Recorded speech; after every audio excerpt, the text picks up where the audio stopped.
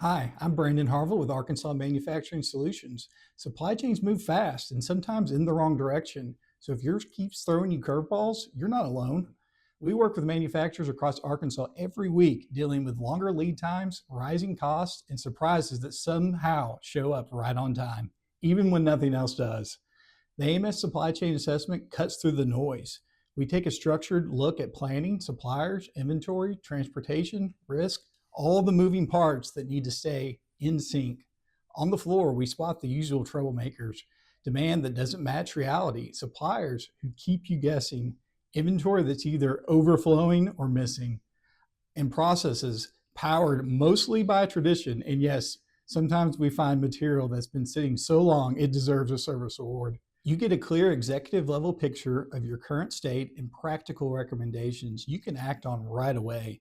It's confidence based on facts, not fire drills, and that confidence changes everything. The assessment is free for Arkansas manufacturers. You only invest in your team's time doing the on site visit. If you're ready to get ahead instead of catching up, AMS is ready to help. Stronger supply chains don't happen by accident, they happen by assessment.